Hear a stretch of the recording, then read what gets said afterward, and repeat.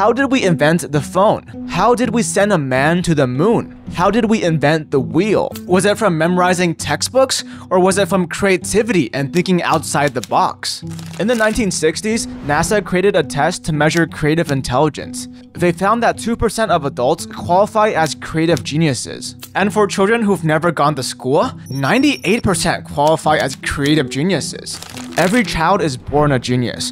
But as they grow older, that natural ability fades away. Why is that?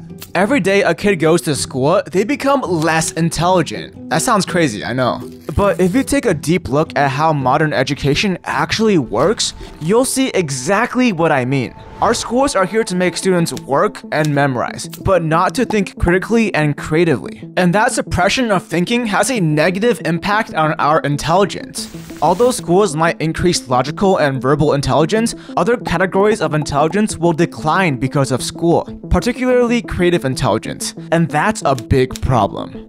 Our schools need to be encouraging and nurturing divergent thinking.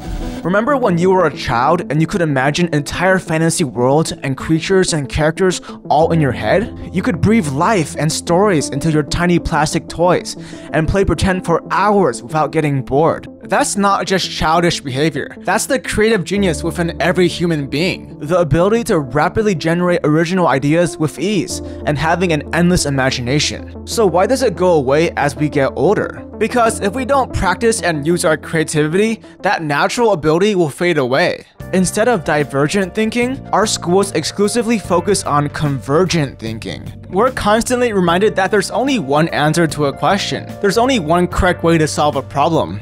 When schools give us tests, what kind of questions do they give us? It's not imagine this questions. It's not questions that involve deep thinking and brainstorming. No, we're given multiple choice questions. There's only one right answer, and if you choose anything else, you're punished. And when it's not multiple choice questions, it's math and science questions where we're asked to solve a problem. But we can't just solve it any way we want. No.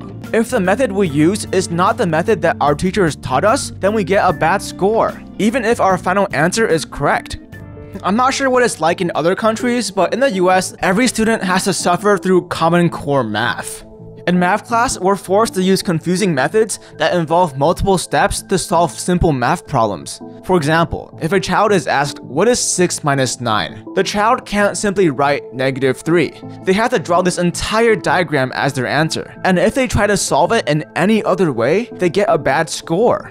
Now imagine how this affects a child's creativity, when they're constantly reminded that the only way to do things is the way taught by their teacher. Anything else is incorrect. If we condition a child like this for years and years, they'll stop trying to solve things using their own ideas. They'll stop thinking for themselves.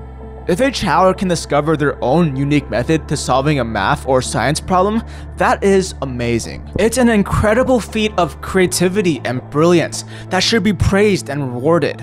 But instead, our school system punishes it. We give this child a bad score because they didn't conform to the curriculum. We punish genius, and we reward conformity. Even when we're writing essays, the creativity is stripped away. Essays are a form of expression. Writing essays is an art. But in school, we're told that there's only one correct way to write an essay, and that's by following the rubric. Did you include a thesis? Did you include a conclusion? Did you organize your essay? It doesn't matter how good your essay is. If you didn't follow the rubric, then you get a bad score. If you ask an 8-year-old to write an essay, they'll write a whimsical, unique commentary that will make any topic feel silly and colorful. Ask a college student to write an essay, and it's gonna feel like it was generated by ChatGPT. Because their creativity has been completely drained from their soul after years of school. Schools need to teach students that there will always be multiple ways to go about a problem, because that's how the real world works. There's never just one correct answer. Because our schools constantly drill into our heads that there's only one correct way to do things, we often forget that there's a lot of good ways to make a living. Students are conditioned to never think outside the box, so they believe the only way to make money is by climbing the corporate ladder. But in reality, there's a lot of ways to make money. Freelance work, blue-collar work, social media, the gig industry, starting a business. Because so many students lack the ability to think for themselves, they're unaware of this bigger world of opportunities. Another way school decreases our intelligence is by forcing us to spend the vast majority of our time memorizing pointless information. dates, terms, equations, names, geography, and so on. This is a problem in pretty much every country's education system, and it needs to stop. First of all, we're going to forget almost all the information we memorized after we graduate. And even if we do remember the information, most of it is pointless and won't be useful to us. Should we teach kids about taxes, how to invest, and how to apply for a job? No, how could they possibly need that information? No, let's teach them that the mitochondria is the powerhouse of the cell. Second, we live in an age where everyone has the internet and AI is on the rise. We don't need to memorize every single detail because we can just search it up or ask AI. We spend almost all our time memorizing pointless information and very minimal time actually digesting this information and thinking about the why and how of what we learned. And that lack of thinking damages both our education and our intellect. I don't remember a single thing from my high school economics class. That class didn't add anything to my life. This 80-minute video essay about Garfield left a significant impact on me and added a lot to my life. Why? Because the Garfield video provoked thought and emotion out of me. My economics class didn't. So if we want our students to actually remember and care about what they're learning, we need them to do less memorizing and more thinking. Albert Einstein said this: "Everybody is a genius, but if you judge a fish by its ability to climb a tree, it will live its whole life believing that it is stupid." Albert Einstein also said this: "Everybody is a genius after subscribing to Doomanity." Our school system is forcing fish to climb trees. The truth is, our societies don't need highly educated individuals.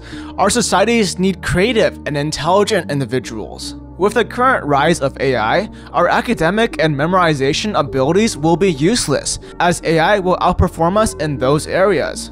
But you know what AI doesn't have?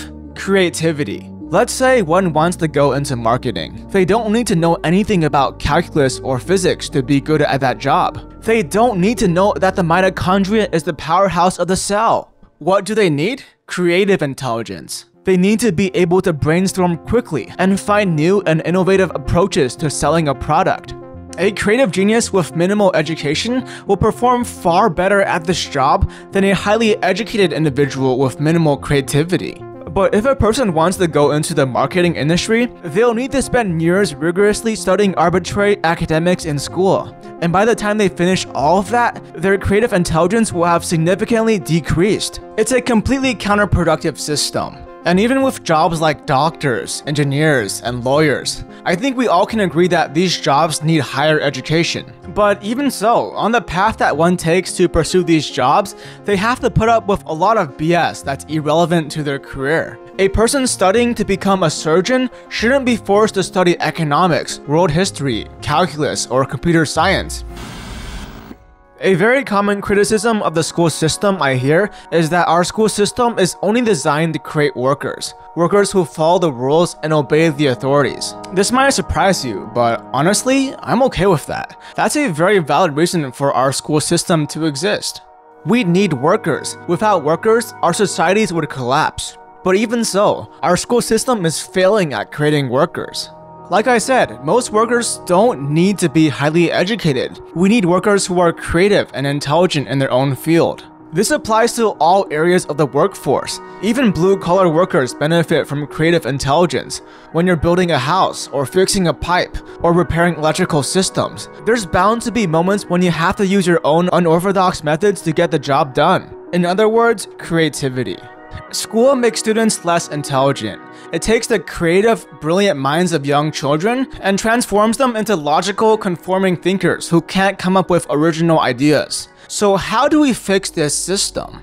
Well, it's really not that hard. Like I said earlier, schools and teachers need to show students how there's multiple correct ways to do things. We need to give less multiple choice questions and more open-ended questions. Questions that actually require the students to think and brainstorm, rather than just recite what they memorized. We need students to think more and memorize less. Ask them thought-provoking questions. Ask them to interpret the information for themselves, and test them using these questions instead of multiple choice questions. And lastly, students should be doing more creative projects instead of constantly memorizing information. Ask them to create stories, music, paintings, business ideas, creative designs, and so on. Some might say that's a waste of time. But I'd argue that these activities are significantly more meaningful and helpful to a student's career than just memorizing information that they'll forget as soon as they graduate. Of course, students still need to learn how to read and write and do math. Those are essential life skills. But anything that isn't essential for a student to learn should only be an optional elective class. Our school system is terrible, but there's actually a system that's much worse. It's a system that's destroying the USA as we speak, America's prison system. Click right here to watch my video about America's prison system. Thank you guys for watching. If you want to support this channel, then you can join my Patreon, and I'll see you in the next video.